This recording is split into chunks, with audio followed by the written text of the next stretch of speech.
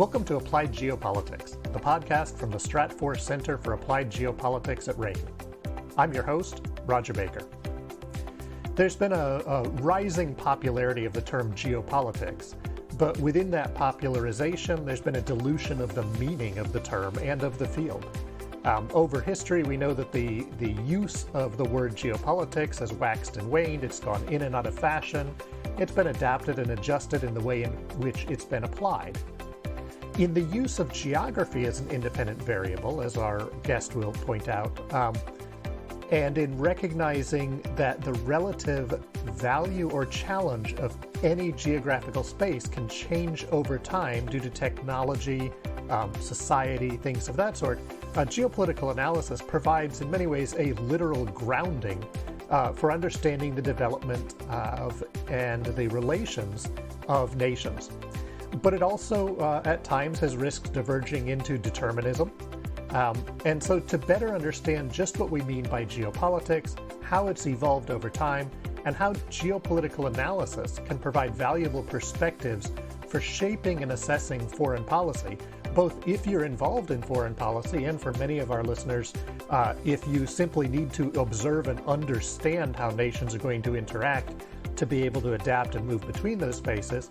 I'm really happy to be joined again here by Jaehan Park. Jaehan is a postdoctoral fellow and adjunct lecturer at the Edwin O. Reischauer Center for East Asian Studies at the Johns Hopkins School of Advanced and International Studies. Currently, he's completing his book manuscript, The Geographical Pivot of Grand Strategy, Rising Powers in the Far East, 1895 to 1905. And he recently wrote an article, Rethinking Geopolitics, Geography as an Aid to Statecraft, that was published in the Texas National Security Review. So Jaehan, it's really great to have you back. Thanks very much for having me, Rodger. So why don't we start off? Why don't you tell a little bit about sort of what was the origin of the article that you've recently written, and give us some of the key points that you were trying to bring out in that article. Well, thanks for the question. It really began as a part of my dissertation, which I'm now turning into a book. And the dissertation itself asked a set of questions about geopolitics. What is geopolitics? How does it work? And what value does it have? So this was really an opening chapter of this dissertation. And I thought, and as with the war in Ukraine and in China's rise and now ongoing conflict in Israel and whatnot, people started looking into using the term geopolitics more often.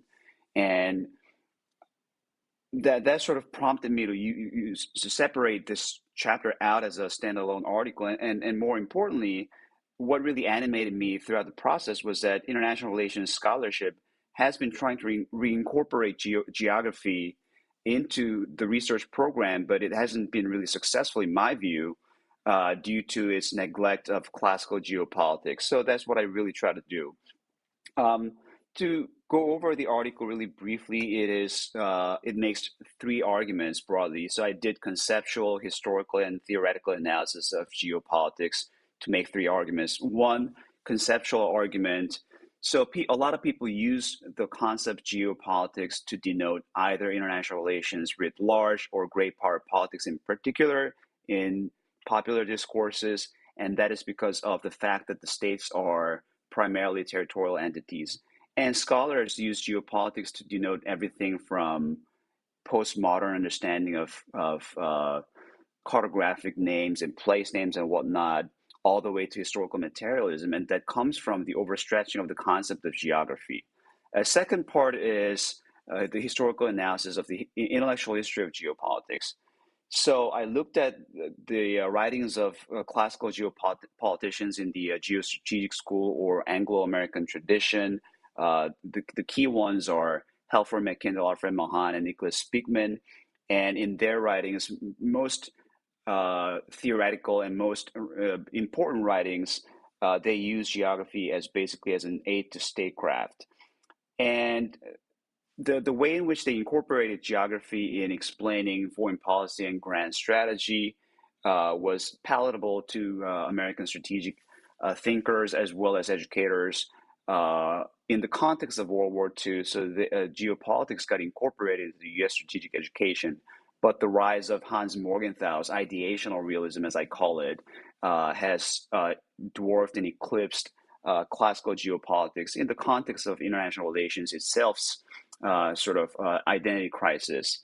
And the final point is about theoretical content of modern international relations scholarship. So I argue that even though classical geopolitics itself has been marginalized in the field, sort of the basic premise of geopolitics that geography affects statecraft still undergirds much of literature. And I looked at different lines of scholarship, and I classified them into three different subgroups. Those who use geography as ends to statecraft or objectives of statecraft, means of statecraft, by which I mean how geography shapes power projection capabilities or states' capabilities itself, and finally, the ways of statecraft or strategic style or orientation. Even with that, I argue that some of the basic characteristics of geography, especially comprehensiveness, what I call comprehensiveness, relativity, and asymmetry of geography, have not been really well explored. So I close with sort of a future research agenda, and that's the basic. Those are the basic points of the article. So, what, in looking at this, you've mentioned your dissertation, and of course, as we both noted, there's been a sort of a dilution in the popular usage of just what geopolitics means. It ends up having a broad, all-inclusive meaning, which means it has no meaning. Why did you find it important to really dig down and go back and redefine geopolitics, geopolitical analysis, and in particular, why did you choose to look at the Anglo-American school? Because of course there's the German schools and all sorts of other variants of geopolitics that are out there.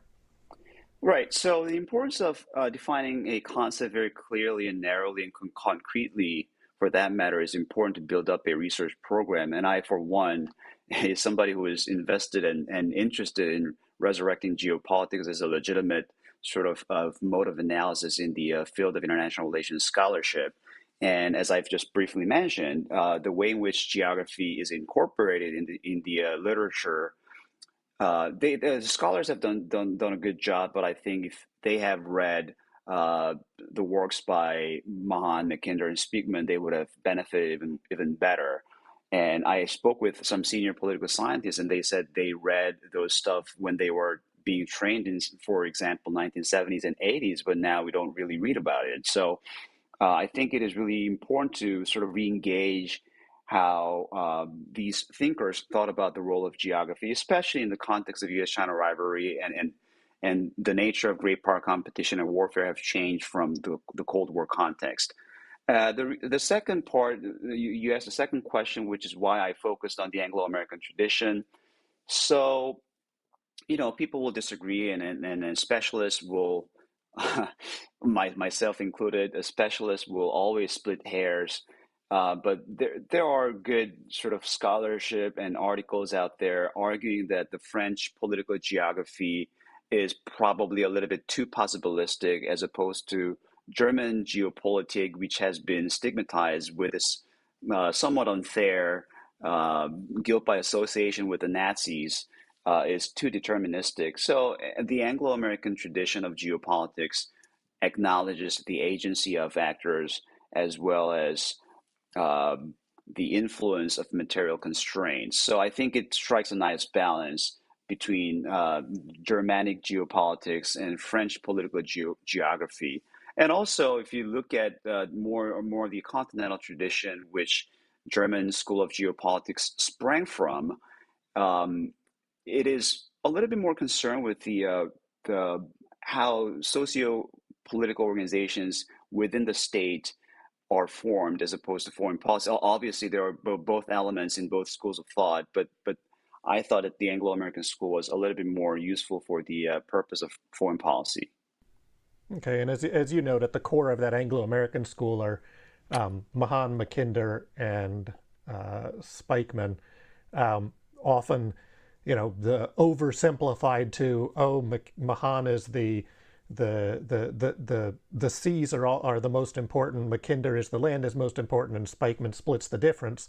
In the article you have a little bit of space to be able to talk about some of the ways in which they actually overlap and interlap, and how they sort of build upon each other.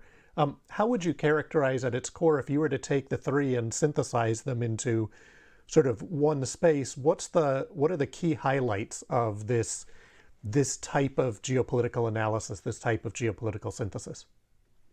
Right. So Mahan, Mackinder, and Speakman, they were all concerned with where their nations should direct their foreign policy. So, for example, Mahan, his most influential book, The Influence of Sea Power Upon History, really focuses on how command of the sea sort of affects a nation's wealth by way of commerce, and during the wartime, how the command of the sea and decisive naval battles have really determined the course of history. Mackinder, obviously, I'm sure they were reading each other, and Mackinder, I think, cites Mahan at one point, and he was looking at it from the British Empire's perspective and the rise of Russia in the context of the construction of the Trans-Siberian Railway and so on and so forth, which would make potentially Russia impregnable from attack from the sea and allow it to amass natural resources, continental resources, to build a navy that is second to none. So that sort of animated Halford Mackinder's thinking. And finally, Speakman was writing mostly in the context of pre-World War II. And I think his most influential book, America's Strategy in World Politics, came out in 1942. It is a very auspicious time for an author to publish a book after the Pearl Harbor attack. And he was looking at it from an American perspective that is about to face mortal enemies in the context of World War II. So, and he looked at both sides of the arguments and said, it is not really about the heartland, but it's about the rimland where all the balance of power of the world has been determined. So that's the broader sort of like arguments. Now, all of them used geography along with other human factors. If you go back to the six factors, six causes, as Mahan called it, of sea power, he looked at geography and coastlines and whatnot, but also he looked at the government and the nature of the people, commercial aptitude, and so on and so forth. Mackinder, the same. He looks at the fertility of soil and animal power, but also he looks at socioeconomic organization and technology. Finally, Speakman also looked at the changing centers of world power and how well the state mobilizes resources and so on and so forth. So all of them were interested in where to direct their foreign policies, but also they use geography in a dynamic fashion, incorporating human factors. Right, and one of the things I think that comes across, particularly as you look at the evolution, for example, of Mackinder's Heartland thesis. If you look at Mahan, his whole point of sea power is to look at the past and look at the British Navy as a model or as an example. Or if you look at some slightly more contemporary folks in geopolitics, like Edward Whiting Fox, who really emphasizes this connectivity between geography and history. What role do you see history playing in the formulation of geopolitics? Because many of these early scholars, really their ideas were synthesized because they were looking at that historical pattern and how geography perhaps related to the evolution of states, to the way in which they developed, to the way in which they interacted with each other, but used history as a key input into their assessment. Right, so that's a great question. And I think Halford Mackinder wrote in one of his articles on methodology of geography that what geology is to physical geography is, what history is to political geography is what geology is to physical geography. They really emphasize the role of history, as you mentioned. Why? Because they didn't think that geography, the value of geography is fixed. It changes over time. But some portions or some things remain, some of the things remain constant, whereas other things change. So I think history really gives you the context and background knowledge to see what factors remain constant and what factors change in terms of assessing the value of location and so on and so forth. And also, from a strategic vantage point, it is really important to understand what a specific place means for the nation or country in question. So, for example, there's an ongoing conflict in the Middle East, um, and Jerusalem holds a special place for both Christians and Muslims. So, what this particular place means for each nationality or each political group, I think is really important, and it cannot be done without an understanding of history. Um, so, to sum it up, it is important to see the changes and continuities. And from a more strategic vantage point, it is important to understand what a particular location means for different nationalities. Right. And I think if we look, if you go back and track through, the three primary evolutions of Mackinder's writing that ultimately becomes the Heartland thesis, the pivot and then the Heartland and then his final one in the midst of World War II, it is an assessment of history and trying to see, trying to look at the interaction of the perception of history and geographical spaces and see and identify patterns and then try to see where the patterns come from, right? And so as Mackinder looks at, that central component of Eurasia, he sees a space that over time, multiple waves of outbound invasion or outbound activity have taken place, but that maritime power has a very difficult time reaching into that space. And so, as you noted, he sees the railroad as a potential new technology that replaces the horse as the way of that bastion, that land bastion, to be able to spread out. And then when we think about today, of course, a lot of strategic thought about Russia and the way the U.S. has looked at Russia, the Soviet Union, the way Mackinder pointed out that geography played on the idea that it was largely inaccessible by sea. And even if you think about Speakman, he comes in and says this rimland space is the battleground between the land and the sea. It's that space in between the two that becomes the critical battle point. Well, when we look at a physical change in geography, like the thawing of the Arctic, we suddenly have a Russia that has a massive unprotected coastline that potentially has the ability to draw resources from deep in its interior and move them by sea. Things that haven't existed in the past of Russia. So we see a potential massive change in the geopolitical pattern, the geopolitical role or place that Russia may play in the future. And I think by being able to look at those historical patterns on top of geographic spaces and blending those two dynamics and then looking at the technologies and the societies as they adapt to exploit or are constrained by these changing values of geography, we get some really strong analysis that can come out of this geopolitical methodology. Right, I totally agree. And there has been a certain tendency within the scholarship of international relations to try to quantify different geographic features such as distance, or like border lines, and there was a political scientist who measured the rainfall and ran the regression analysis on how that affects the frequency of war.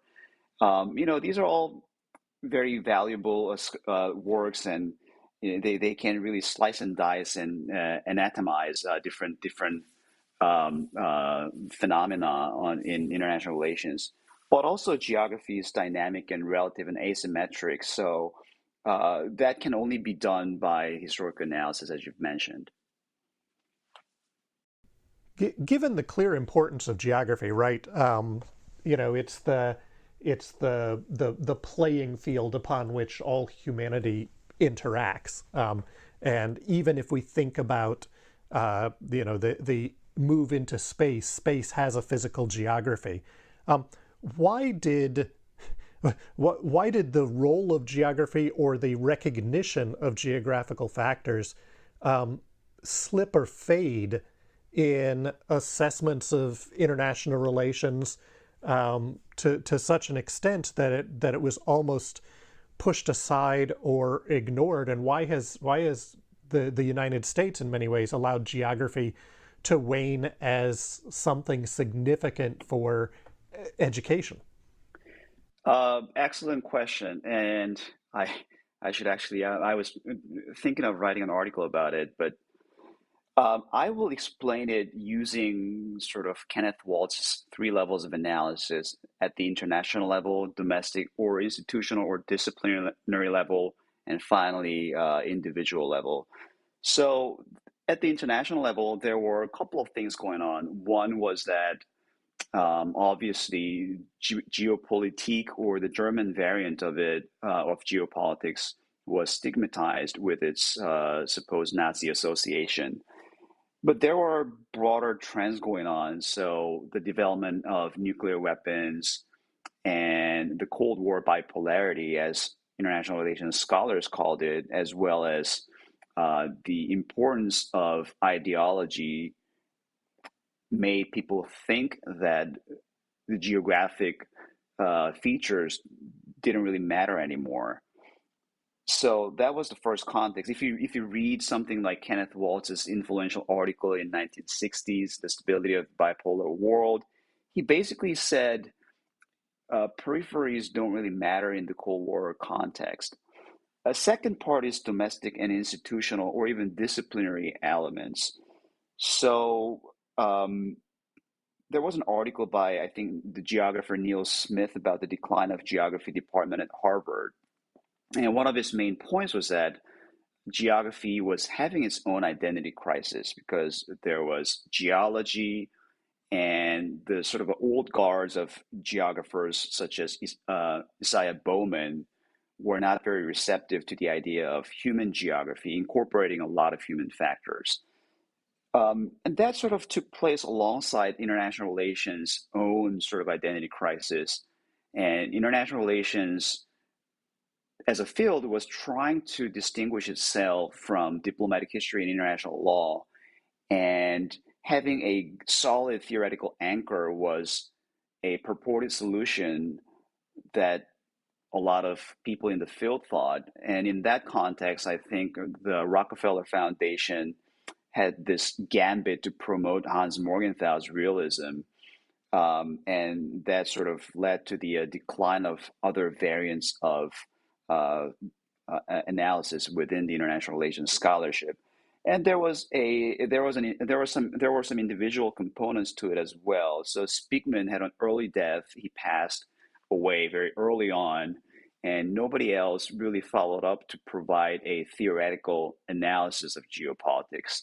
So I think these different components were combined to lead to the decline of geopolitics. Obviously, there are other reasons mentioned by various scholars, but I don't think this element has been really systematically explored. But this is my hypothesis, or assortment of different hypotheses on why geography or geopolitics declined. Yeah, and if it's really interesting if you go back, right, and think about Mackinder, in his 1887 on the scope and methods of geography, he was even then trying to defend the idea that geography as a field still needed to exist. Um, Right. at the time, the assertion was, geography was done as a field because the world had been mapped. And that's where he really emphasizes that geography is that place for synthetic analysis, for pulling together all of the threads of these other greater and greater specializations and fields. And to me, that really becomes the heart of geopolitics as a concept, because it says it's not just geography as making maps or looking at distance. It's geography as a way to understand the intersection of organized people and place over time. And to do so, you pull on all these other threads, but you weave them back together into this synthetic picture. Right, and Halford Mackinder was spot on, and you really nicely summarized his view in the article. But I think Mackinder's sort of effort ended up being not very effective in the field of geography, at least in the UK context. And the American Academy after World War II was functioning on its own logic. So I think those were sort of unfortunate, in my view, developments at the time that led to the decline of geopolitics. So as we talk about this, we've framed it. What do you see as, a couple of the key geopolitical concepts that can assist in defining grand strategy? We know that obviously geography and the reality of space has long played a strong role in military and military analysis. By default, they're fighting in physical spaces, and so it's stayed there. But obviously, in the policy space, it's slipped as ideas become stronger than concrete space. So as we think about this, what are the geopolitical concepts that can better help define things like grand strategy or better assess policy options? Well, I think there are different tranches of geographical or geopolitical concepts. The first one would be geographical or geopolitical concepts denoting a particular region, such as rimland or heartland, or if you look at the contemporary uh, context, China's first island chain or Russia's near abroad, those would be some geopolitical concepts that are confined to particular regions or um, sort of like a regional connotations. The second geographic concept would be those focusing on certain geographic features. I think I cited John Mearsheimer's Stopping Power of Water in the article, and Patrick Porter's Strategic Distance. If you go back into the history, I think Kenneth Boulding had this loss of strength gradient, uh, meaning the farther you go away, the less power projection capabilities you have. Third category would be geographic analogy. There was a very insightful article written by Dr. Thomas Mankin in United States Navy proceedings on using the first island chain as the Fulda Gap, as with the Cold War. Obviously, there are other analogies, Taiwan being famously described as the unsinkable aircraft carrier, or, Japanese diplomat in the 19th century called it the Malta of the Pacific. So these are the third category. And the final one, I think, is uh, some geographical concepts describing a strategic style. So land versus sea power is probably the most prominent one, but also in the political science, international scholars, international relations literature, they use something like offense defense balance. And also in the strategic studies community, we still use land sea power dichotomy. And in the context of Russia, we use Eurasian or European or Asiatic power, and so on and so forth. So these are some of the typologies of geopolitical concepts that we have been using, and some of them are less useful with the passage of time, but some remain very useful. As you talk about things like geographic analogy, it brings to mind, Ernest R. May and his cautions of historical analogy. How does one, in doing geopolitical analysis for policy or for other purposes, one, avoid the trap of determinism, geographic determinism, which of course was linked to some of the old Germanic schools, but quite frankly, in popular geopolitics today, there's a lot of geopolitical determinism, geographic determinism, that seems to be accepted or proffered. And how does one make sure that they are finding the not stopping at the first geographic analogy, but really look and assess to find the right analogy? Um, well, short answer is it depends, right? Um, I know it sounds wishy-washy, but it really depends. Um, and one has to recognize that geography conditions, but does not determine. And I think that recognition is the point of departure. Different people have different ways of looking at things, and you cannot really incorporate everything. And if you incorporate everything, it really doesn't mean anything.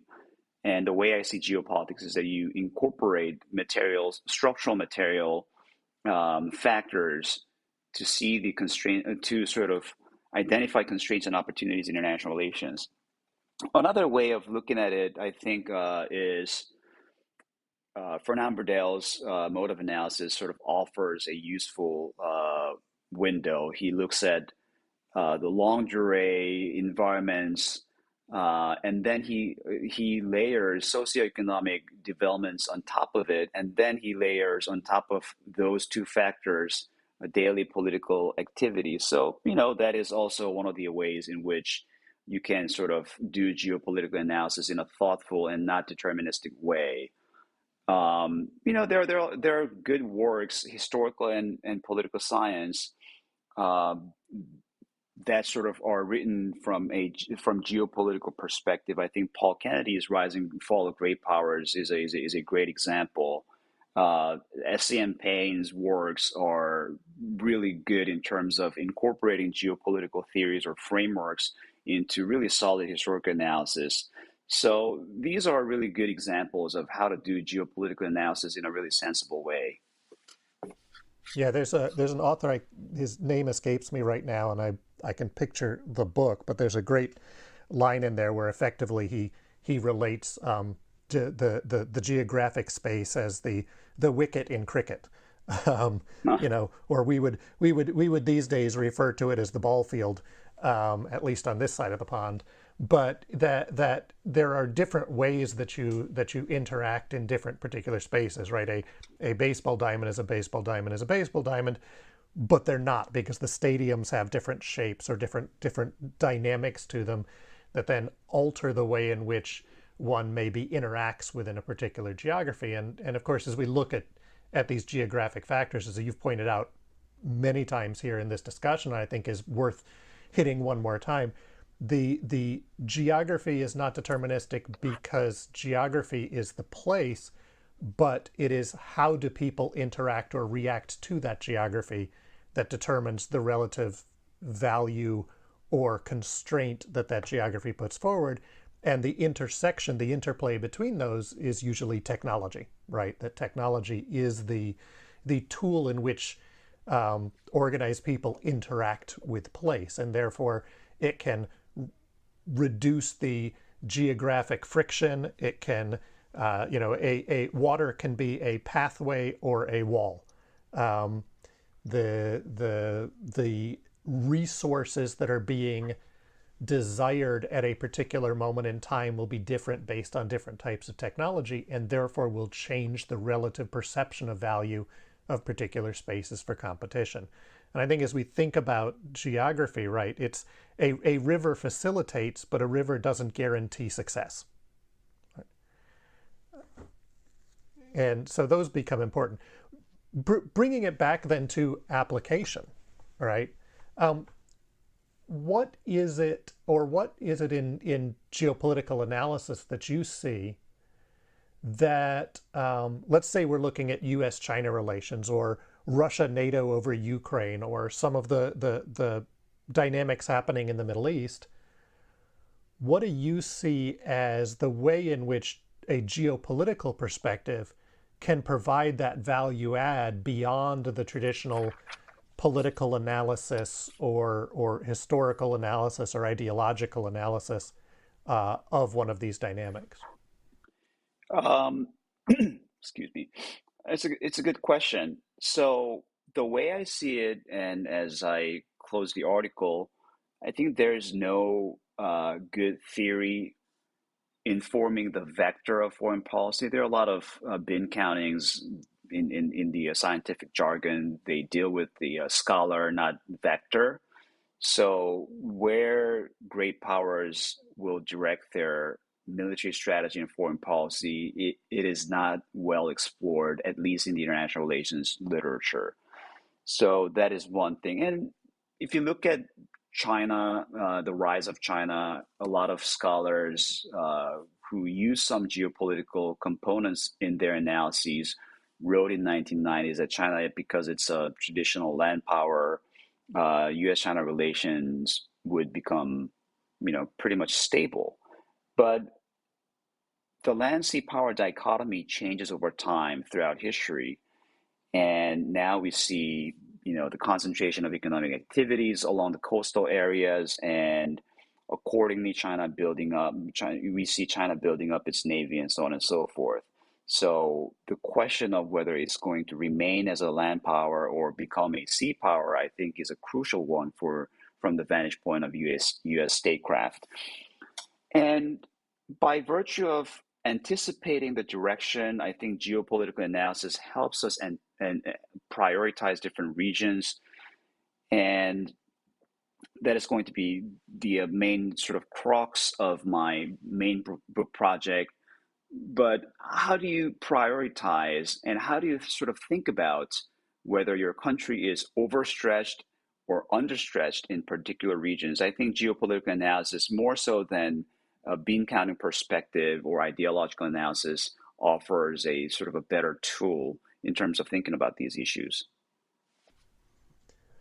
So, one, I definitely want to talk to you when you finally get the book done, because that's a particularly interesting period of time in the Far East, and we'll follow up on that. But what would be, you mentioned you really have a passion for reinvigorating geopolitics within the international relations curriculum, the international relations milieu. What would be your advice or recommendation for new or existing students who are entering those fields to start building that stronger geopolitical framework to add that element to their analytic capabilities? Well, thank you for the question. I think what's really important in my view is to read the classics, Helfer, Mackinder, Mahan, Speakman, but also some other old works on geography and geopolitics, which are really a sort of a worthy investment in the long term, in my view. The second part is that you also have to read history widely and in depth. If you only know like one particular period, I think your assumption or your understanding of history is predicated upon certain geographic and technological assumptions. So those are sort of more geopolitics related sort of tips. And the final thing I think is it has broader implications. I think it is really important to read something written by the authors you disagree with, and so that you can triangulate different angles. And then geopolitical analysis is less interested in day-to-day operations than medium to long-term consequences. So in order to get that right, I think you have to be able to triangulate different viewpoints, because nowadays a lot of writings, they're animated by sort of less objective impulses. So if you want to become a geopolitical analyst, you should really be able to see some merits in different sides of the story and come up with your own synthesis. So I would say, these three things, reading classics, have breadth and width in history, and reading different publications from different angles. Those are my three tips. Yeah, and I'll throw in a fourth and swing us back to the geo, and that is spend a lot of time with maps and globes, right? Look at them in different ways. Take apart a country by layers, right? What's the topography? What are the mineral resources? What's the rainfall dynamic? What's the transportation infrastructure? What's the population density? What are the neighbors and peripheries? What are the natural routes and natural barriers?